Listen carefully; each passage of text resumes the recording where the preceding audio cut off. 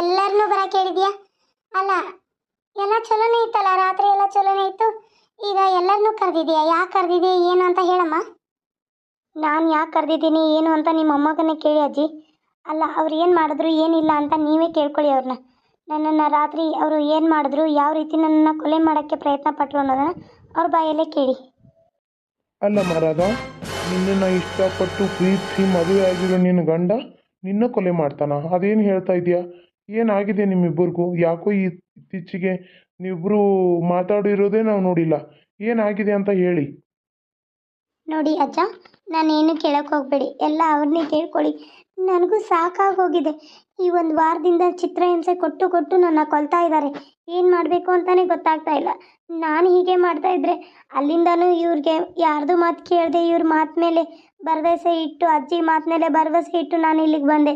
ಆದರೆ ಈ ರೀತಿ ಮಾಡಿದ್ರೆ ನಾನು ಊರಿಗೆ ಹೋದ್ರೂ ನನ್ನ ಕಿಮ್ಮತ್ತು ಕೊಡಲ್ಲ. ಅಲ್ಲಿ ಅಪ್ಪ ಅಮ್ಮನ ಮರ್ಯಾದೆ ಹೋಗುತ್ತೆ. ಓಡೋದಳು ಮತ್ತೆ ತಿರುಗಿ ಬಂದ್ಲು ಅಂತ, ಓಡೋದ್ರ ಪರಿಸ್ಥಿತಿನೇ ಇದು ಅಂತ ಆಡ್ಕೊಳ್ತಾರೆ. ನನಗೇನು ಮಾಡಬೇಕು ಗೊತ್ತಾಗ್ತಾ ಇಲ್ಲ.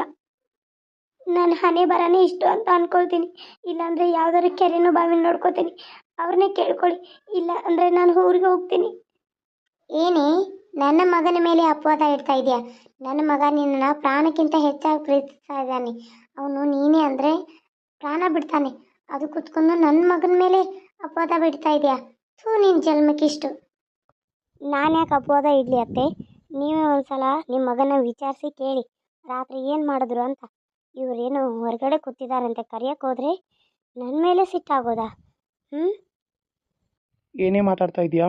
ನಿನಗೆ ಪ್ರೀತಿ ಮಾಡಿ ಮದುವೆ ಆಗಿದ್ದೀನಿ ಅಂತ ನನ್ನ ಮೇಲೆ ಸಲಿಗೆ ಜಾಸ್ತಿಯಾಗಿ ಇಲ್ಲದೆಲ್ಲ ಹೇಳ್ತಾ ಇದೆಯಾ? ಸಲಿಗೆಯಿಂದ ಪ್ರೀತಿ ತೋರಿಸಿದ್ರೆ ನನ್ನ ಮೇಲೆ ಗೂಬೆ ಕುಂದಿರಿಸ್ತಾ ಇದೆಯಾ? ಯಾಕೋ ನೀನು ಭಾಳ ಅತಿ ಆಯಿತು. ಜಾಸ್ತಿ ಮಾತಾಡಿದ್ರೆ ಹಲ್ಲು ಉದುರಿಸ್ಬಿಡ್ತೀನಿ, ನಡಿ ಒಳಗೆ. ನೋಡಿದ್ರ ಅಜ್ಜಿ ಯಾವ ರೀತಿ ಮಾತಾಡ್ತಾ ಇದ್ದಾರೆ? ಇವರಿಬ್ಬರು ಬಂದಿದ್ದಾರಲ್ಲ ಮಾಟಗಾತಿರು, ಇವರೇ ಏನೋ ಮಾಡಿದ್ದಾರೆ ಅಜ್ಜಿ. ಅದಕ್ಕೆ ನನ್ನ ಗಂಡ ಚೇಂಜ್ ಆಗಿರೋದು. ಅವಳಿದ್ದಾಳೆ ಜಾನಿ ಅಂತೆ, ಜಾನಿನೋ ಪಾನಿನೋ ಅವಳು. ನೋಡಿ, ನನ್ನ ಗಂಡನ ಬುಟ್ಟಿಗೆ ಹಾಕೊಳಕ್ಕೆ ಬಂದಿದ್ದಾಳೆ. ನನ್ನ ಗಂಡನಿಗೆ ಏನೇನು ಹೇಳಿ ತಲೆಗೆ ಹಾಕಿದಾಳೋ ಗೊತ್ತಿಲ್ಲ. ನನ್ನ ಗಂಡ ರಾತ್ರಿ ನಾನು ಸ್ವಿಮ್ಮಿಂಗ್ ಪೂಲಿಗೆ ನೂಕಿದ್ರು. ಇವರಿಬ್ಬರು ಟೆರೆಸ್ ಮೇಲೆ ನಿಂತ್ಕೊಂಡೇ ನೋಡ್ತಾ ಇದ್ದಾರೆ. ಕಾಪಾಡಕ್ಕೆ ಬರಲಿಲ್ಲ. ಕೆಲಸದವಳನ್ನ ಕರೆದು ಕೇಳಿ ಬೇಕಾದರೆ, ಅವಳು ಬಂದು ಕಾಪಾಡಿ ನನ್ನನ್ನು ರಕ್ಷಣೆ ಮಾಡಿದ್ಲು ಗೊತ್ತಾ. ಇಲ್ಲಾಂದರೆ ನಂಗೆ ಈಜು ಬರಲ್ಲ, ನೀರಲ್ಲಿ ಮುಳುಗಿ ಸತ್ತೋಗ್ಬಿಡ್ತಿದ್ದೆ ನಾನು. ನಾನು ಎಷ್ಟು ಇಷ್ಟಪಟ್ಟು ಇವ್ರನ್ನ ಮದುವೆ ಆಗಿದ್ದೆ. ನನ್ನ ಪ್ರಾಣಕ್ಕಿಂತ ಹೆಚ್ಚಾಗಿ ಪ್ರೀತಿಸಿರೋ ನಮ್ಮ ಅಪ್ಪ ಅಮ್ಮನ ಬಿಟ್ಟು ನಾನು ಬಂದಿದ್ದೀನಿ. ಅದನ್ನು ಅರ್ಥ ಮಾಡ್ಕೊಳ್ಳದೆ ಇವರು ನನ್ನನ್ನು ನಿನ್ನೆ ಪೂರ್ತಿ ಕೊಲ್ಲಕ್ಕೆ ಪ್ರಯತ್ನ ಪಟ್ಟರು ಗೊತ್ತಾ. ಒಂಚೂರು ಕರುಣೆ ಅನ್ನೋದಿಲ್ಲದೆ ನನ್ನ ನೂಕ್ಬಿಟ್ಟು ಬಂದ್ಬಿಟ್ರು. ಏನೇ ಮಾತಾಡ್ತಾ ಇದೆಯಾ? ನಾನು ಯಾವಾಗ ನೀನು ಸ್ವಿಮ್ಮಿಂಗ್ ಪೂಲ್ಗೆ ಹಾಕಿದೆ? ಸರಿ ಇರಲ್ಲ ನೋಡು, ನನ್ನ ಮೇಲೆ ಅಪವಾದ ಹಾಕಕತ್ರೆ ಸರಿ ಇರಲ್ಲ. ಸಾಕು, ಬಾಯ್ ಮುಚ್ತೀರಾ? ನೀವೇನು ಮಾಡಿದ್ದೀರಾ ಏನಿಲ್ಲ ಅನ್ನೋದು ಸಾಕ್ಷಿ ಇದೆ. ಸೊ ಮನೇಲಿ ಇದಿಲ್ವಾ CCTV ಫುಟೇಜು? ಅದನ್ನು ಚೆಕ್ ಮಾಡೋಣ ಅಲ್ವಾ? ಯಾರು ಏನು ಮಾಡಿದ್ದಾರೆ ಏನು ಅಂತ ಎಲ್ಲ ಗೊತ್ತಾಗುತ್ತೆ. ಅಯ್ಯೋ ದೇವ್ರೆ, ನಾನು ಮತ್ತು ನನ್ನ ಮಗಳು ಅಲ್ಲೇ ಮೇಲೆ ನಿಂತಿದ್ವಿ, ಅದು ವಿಡಿಯೋ ಆಗಿರುತ್ತೆ. ನಾವು ಅದನ್ನು ನೋಡ್ತಾ ಸುಮ್ಮನೆ ನಿಂತಿದ್ವಿ ಅಂತ ಅನಿಸುತ್ತೆ. ಇವನು ಅವಳು ತಳ್ಳೋದು ಎಲ್ಲ ವಿಡಿಯೋ ಆಗಿರುತ್ತೆ. ಇದು ಗೊತ್ತೇ ಆಗಲಿಲ್ಲ. ಹೋಗಿ ನೀರು ಕುಡ್ದಂಗೆ ಮಾಡಿ ಅದನ್ನು ಡಿಲೀಟ್ ಮಾಡಿಬರ್ಬೇಕು. ಅದು ಅಮ್ಮ, ನಾನು ಒಂದು ಸ್ವಲ್ಪ ಹೋಗಿ ನೀರು ಕುಡ್ಕೊಂಬರ್ತೀನಿ. ಇವ್ರ ಮಾತು ಕೇಳ್ತಾ ಕೇಳ್ತಾ ನಂಗೆ ಬಾಯಾರಿಕೆ ಆಗಿದೆ. ಯಾರು ಎಲ್ಲೂ ಹೋಗಬೇಕಾಗಿಲ್ಲ. ನೀರು ಬೇಕಾದರೆ ನಾನು ಇಲ್ಲೇ ತರಿಸ್ತೀನಿ. ಎಲ್ಲರೂ ಕೂತಲ್ಲೇ ಕೂತ್ಕೋಬೇಕು. ನಾನು ಹೋಗಿ ಚೆಕ್ ಮಾಡಿ ಬರೋವರೆಗೂ ಯಾರು ಎಲ್ಲೂ ಹೋಗಬೇಕಾಗಿಲ್ಲ. ಅಜ್ಜಿ, ನನ್ನ ಮೇಲೆ ನಿಮ್ಗೆ ನಂಬಿಕೆ ಇಲ್ವಾ?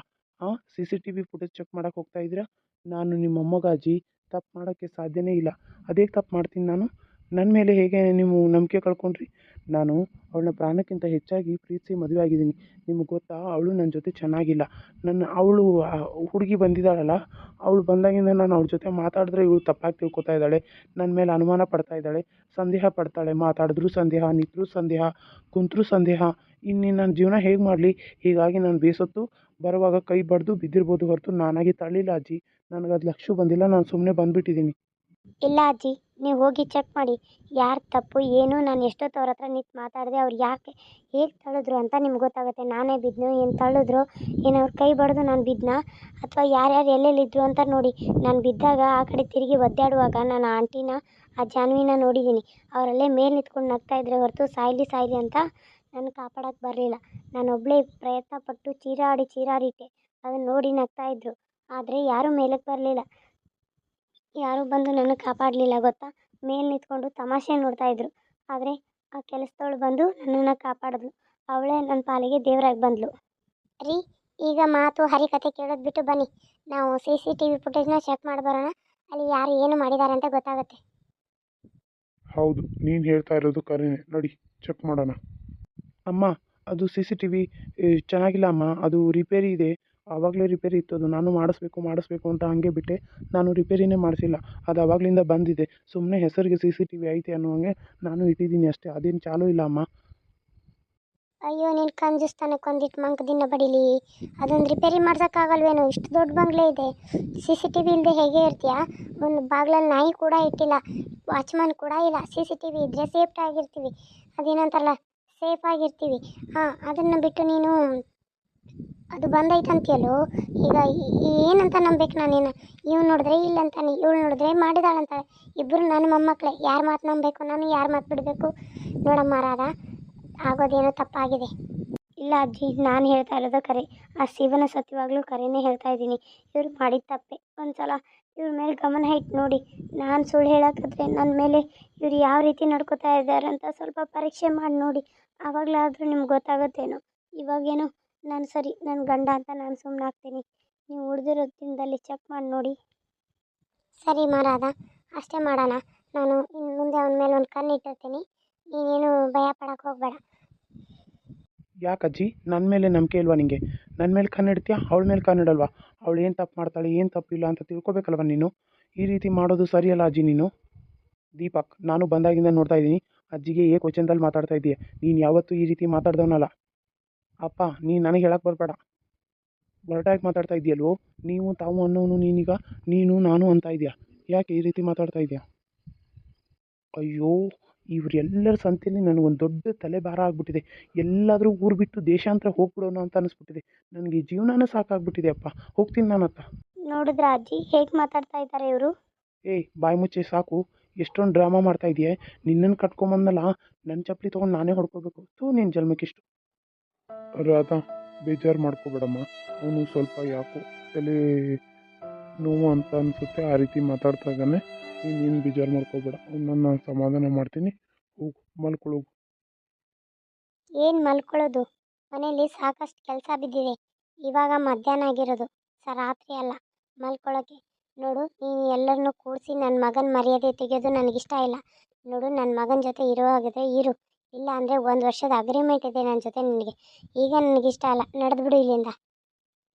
ಅತ್ತೆ, ನೀವು ಅಗ್ರಿಮೆಂಟ್ ಪ್ರಕಾರ ಯಾವತ್ತೂ ನೋಡ್ಕೊಂಡಿಲ್ಲ. ಅಗ್ರಿಮೆಂಟ್ ಇರೋದು 1 ವರ್ಷ. ಅಲ್ಲಿವರೆಗೂ ನೋಡ್ಕೊಳ್ಳಿ.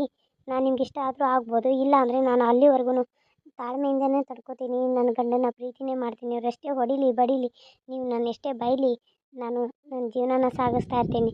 ನಿಮ್ಗೆ ಅಲ್ಲಿವರೆಗೂ ನಾನು ಇಷ್ಟ ಆಗಿಲ್ವೋ? ಸರಿ, ನಾನು ಆವಾಗ ನೋಡೋಣ. ಈಗೇನು ನನಗೆ ಅಗ್ರಿಮೆಂಟಲ್ಲಿ ನಾನು ಕ್ಯಾನ್ಸಲ್ ಅಂತ ಹೇಳ್ತಾ ಇಲ್ಲ, ನಾನು ಬಿಟ್ಟು ಹೋಗ್ತೀನಿ ಅಂತಲೂ ಹೇಳ್ತಾ ಇಲ್ಲ. ಮಾಡಿರೋ ತಪ್ಪನ್ನ ತಿದ್ಕೊಳ್ಳಿ ಅಂತ ಹೇಳ್ತಾ ಇದ್ದೀನಿ ಅಷ್ಟೇ. ತಿದ್ಕೊಂಡ್ರೆ ನಿಮಗೆ ಒಳ್ಳೆಯದು, ತಿದ್ಕೊಳ್ಳಿಲ್ಲ ಅಂದರೆ ಅದಕ್ಕೆ ಹೇಗೆ ಪ್ರತಿಫಲ ಆಕ್ಸೆಪ್ಟ್ ಮಾಡ್ಕೋಬೇಕು, ಹೇಗೆ ಉತ್ತರನ ಕೊಡಬೇಕು ಅನ್ನೋದು ನನಗೆ ಗೊತ್ತಿದೆ. ನೋಡಿದ್ರಾ ಅಂಥ ಹುಚ್ಚನ್ನ ತಂದು ಕಟ್ಟಿಬಿಟ್ಟಿದ್ದಾರೆ ನನ್ನ ಮಗನಿಗೆ. ಅವ್ಳಿಗೆ ಎಷ್ಟೊಂದು ಕೊಬ್ಬು. ತಾನೇ ಏನೋ ಬಿದ್ದು ನನ್ನ ಮಗನ ಮೇಲೆ ಏನೋ ಪ್ಲ್ಯಾನ್ ಹಾಕ್ತಾ ಇದ್ದಾಳೆ. ಯಾಕಂದರೆ ಇವಳು ನನ್ನ ಅಕ್ಕನ ಮಗಳ ಫ್ರೆಂಡ್ ಮಗಳು ಬಂದಿದ್ದಾಳಲ್ಲ, ಅವಳನ್ನ ಹೇಗಾದರೂ ಮಾಡಿ ಡ್ರಾಮಾ ಮಾಡಿ ಅವ್ರನ್ನ ಮನೆಯಿಂದ ಹೊರಗೆ ಹಾಕಬೇಕು ಅನ್ನೋದು ಇವಳ್ದು. ಅದಕ್ಕಾಗಿ ಹೀಗೆ ಮಾಡ್ತಾ ಇದ್ದಾಳೆ ಇವಳು. ನನಗಂತೂ ತಲೆ ಕೆಟ್ಟು ಕೆರ ಹಿಡಿದು ಹೋಗ್ತಾ ಇದೆ. ಏನು ಮಾಡಬೇಕು, ಏನು ಬಿಡಬೇಕು ಅಂತಾನೆ ತಿಳಿತಾ ಇಲ್ಲ. ಛೇ. ಹಾಯ್, ನಾನು ಮೊನ್ನೆ ಬಂದಾಗ ನಿಮ್ಮನ್ನು ಮಾತಾಡ್ಸಲಲ್ಲ. ಹೇಗಿದ್ದೀರಾ? ಚೆನ್ನಾಗಿದ್ದೀರಾ? ಚೆನ್ನಾಗಿದ್ದೀನಿ. ನೀವು ಚೆನ್ನಾಗಿದ್ದೀರಾ? ಅಂದಾಗೆ ನೀವು ಭಾಳ ವರ್ಷ ಆಯ್ತಲ್ವ ನಮ್ಮ ಮನೆಗೆ ಬಂದು. ಅವರು ಅಕ್ಕ ಅಂತೀರಾ, ನಾನು ನಿಮ್ಮನ್ನು ಒಂದು ಸಲನೂ ನೋಡಿಲ್ಲ. ಇವಾಗ ನೋಡ್ತಾ ಇರೋದು. ಇನ್ನೂ ತುಂಬ ಚೆನ್ನಾಗಿದ್ದೀರಾ. ಹೌದಾ, ಥ್ಯಾಂಕ್ ಯು ಸೋ ಮಚ್. ನಾನಿನ್ನು ಇಲ್ಲೇ ಇರ್ತೀನಲ್ಲ, ಹೆಂಗೋ ನಿಮಗೆ ಫ್ರೆಂಡ್ ಆಗಿರ್ತೀನಿ ತಗೊಳ್ಳಿ. ಇನ್ನು ಮುಂದೆ ಪರಿಚಯ ಮಾಡ್ಕೊಳ್ಳೋಣ ಅಲ್ವಾ? ನನ್ನ ಹೆಸರು ಬಂದು ಅಪ್ಪ್ಯ. ಏನದು ನಿಂದು ಹೆಂಗಸರ ಜೊತೆ ಮಾತು? ಹೋಗು, ನೀನು ಹೆಂಡತಿ ಸಿಟ್ಟು ಮಾಡ್ಕೊಂಡು ಹೋಗಿದ್ದಾಳ, ರಂಸೋಗೋಣ. ಹಾಂ, ಸರಿ ಅಮ್ಮ, ಹೋಗ್ತೀನಿ. ಹಾಳಾದ ಮುದುಕಿ ಎಲ್ಲಿಂದ ಬಂದುಬಿಡ್ತಾಳೋ, ಏನಾದರೂ ಒಂದು ಹೇಳಿ ಕಳಿಸ್ತಾಳೆ. ನಾನು ಅವನ ಬುಟ್ಟಿಗೆ ಹಾಕ್ಕೊಳ್ಳೋದು, ನನ್ನ ಮಗಳು ಅವರ ಮಗನ ಬುಟ್ಟಿಗೆ ಹಾಕ್ಕೊಳ್ಳೋದು, ಇಬ್ಬರೂ ಎಲ್ಲರನ್ನೂ ಸೇರಿ ಒದ್ದು ಹೊರಗೆ ಹಾಕ್ಬಿಟ್ರೆ ಆಹಾ, ಈ ಆಸ್ತಿಗೆ ನಾವೇ ಮಹಾರಾಣಿ ಮಹಾರಾಜ. ರೀ, ದೀಪಕ್ಕ ಯಾವತ್ತರ ಹಿಂಗೆ ಮಾತಾಡಿದ್ದು ನೀವು ನೋಡಿದರಿ? ಅವ ಯಾವಾಗಾರ ನಮ್ಮ ಬಗ್ಗೆ ಕೆಟ್ಟದಾಗಲಿ ಕ್ವಶನ್ದಾಗ ಮಾತಾಡಿಲ್ಲ ಅವ. ಆದರೆ ಈಗ ಮಾತಾಡ್ತಾ ಇದ್ದಾನಂದ್ರೆ ಅವ್ನಿಗೆ ಏನೋ ಸಮಸ್ಯೆ ಆಗಿದೆ ರೀ. ನಾವು ಒಂದ್ಸಲ ಅವ್ನ ಜಾತಕ ತೊಗೊಂಡು ಹೋಗಿ ಜ್ಯೋತಿಷ್ಯರ ಹತ್ರ ಹೋಗ್ಬರೋಣ್ರಿ. ಹಾಂ, ಸರಿ, ಅದನ್ನೊಂದು ಮಾಡೇ ಬಿಡೋಣ. ಮತ್ತು ಇನ್ನೇನೈತಿ, ಏನೇನು ಬರ್ತೈತೋ ಅದನ್ನೆಲ್ಲ ಮಾಡೋದನ. ನಡಿ, ನಾನು ಅಲ್ಲಿ ದೊಡ್ಡ ಜ್ಯೋತಿಷ್ಯರು ಪಂಡಿತರದಾರ, ನಾಳೆ ಅವ್ರ ಹತ್ರ ಹೋಗೋಣ. ಹೋಗಿ ಅವ್ನ ಜಾತಕ ಚೆಕ್ ಮಾಡ್ಸೋನು, ಹಂಗಾರೆ ಅದನ್ನ ಜಾತಕನೂ ತಗೋ, ಎರಡು ಕೂಡ ಚೆಕ್ ಮಾಡ್ಸೋನು, ನೋಡೋಣ ಏನಾಗೈತಿ ಏನಿಲ್ಲ ಅನ್ನೋದು ಗೊತ್ತಾಕತಿ. ಆಮೇಲೆ ತೀರ್ಮಾನ ತಗೊಳ್ಳೋಣಂತ. ಯಾಕಂದು ಅವು ನನಗೆ ಬದಲಾಗಿದ್ದು ಗೊತ್ತಾಗತ್ತೈತಿ. ಅವು ಭಾಳ ಬದಲಾಗ್ಯಾನು, ನನಗೂ ಗೊತ್ತಾಗ್ತೈತಿ. ನೋಡೋಣ ಏನು ಅವು ಮಾತಾಡೋ ರೀತಿನ ನಂಗೆ ದಾಟಿನ ಬೇರೆ ಚೇಂಜ್ ಆಗೈತಿ. ಅಜ್ಜ ರೀ, ಅಮ್ಮ ರೀ ಅನ್ನೋನು, ಅಮ್ಮ ನೀ ಹಿಂಗೆ ಹಂಗೆ, ಅಜ್ಜ ನೀ ಹಿಂಗೆ ಮಾತಾಡಬೇಡ, ಈ ರೀತಿ ಮಾತಾಡ್ತಾ ಇದ್ದಾನೆ. ಅವನ್ನ ಯಾಕೆ ಈ ರೀತಿ ಬದಲಾದ, ಯಾವ ಕಾರಣಕ್ಕೆ ಬದಲಾದ, ಏನು ಆ ಹುಡುಗಿ ಬಂದಾಳ ಅದಕ್ಕೆ ಬದಲಾದು, ಏನು ಅವ್ನಿಗೆ ಯಾರಾದರೂ ಏನಾದರೂ ಮಾಡಿದ್ರಾ, ಏನಾದರೂ ಆಯಿತಾ, ಎಲ್ಲ ತಿಳ್ಕೊಬೇಕು ಅಂದ್ರೆ ತಲೆ ಚಿಟ್ಟು ಹಿಡಿತಾ ಇದೆ. ನಾನು ಒಂದು ಕಪ್ ರಾಧನ್ ಕೈಯಲ್ಲಿ ಕಾಫಿ ಕುಡಿದಿದ್ರೆ ಕರೆಕ್ಟ್ ಆಗೋದು.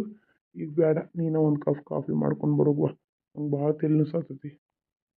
ಆತ್ರಿ, ರಾಧಾ ಈಗ ಮಾಡೋ ಮೂಡಲ್ಲೂ ಇಲ್ಲ. ಅವಳಿಗೆ ಸ್ವಲ್ಪ ಪೆಟ್ಟು ಆಗಿದೆ ನಿನ್ನೆದು. ಅವಳ ಅದಕ್ಕೆ ಮಲ್ಕೊಳ್ಳಿ ಅಂತ ಹೇಳಿದೆ. ನಾನೇ ಮಾಡ್ಕೊಂಡು ಬರ್ತೀನಿ. ನಾವು ನಾಳೆ ಬೆಳಗ್ಗೆನೇ ಹೋಗ್ಬಿಡೋಣ ಬೇಗ. ಯಾರಿಗೂ ಈ ಸುದ್ದಿ ಹೇಳೋದು ಬೇಡ, ನಮ್ಮಿಬ್ಬರಲ್ಲೇ ಇರಲಿ. ಹಂಗೆ ಮಾಡೋಣ. ನಾ ಅಂತೂ ಯಾರಿಗೂ ಹೇಳಲ್ಲ, ನೀನು ಹೇಳ್ಬೇಡ. ಸುಮ್ಮನೆ ಜಾತಕಗಳು ತೊಗೊಂಡು ನಡಿ ಹೋಗೋಣ. ಹಾಂ ರೀ, ನಾನು ರಾತ್ರಿನೇ ಎತ್ತಿಟ್ಕೋತೀನಿ. ಬೆಳಿಗ್ಗೆ ಅಂದ್ರೆ ತೊಗೊಂಡು ಹೋಗ್ಬಿಡೋಣ, ದೇವಸ್ಥಾನಕ್ಕೆ ಹೋಗಿ ಬರ್ತೀವಿ ಅಂತ ಹೋಗ್ಬಿಡೋಣ. ಹೋಗಂಗಾರ ನಂಗೆ ಕಾಫಿ ಮಾಡ್ಕೊಂಡು ಬರ್ತೀವಿ.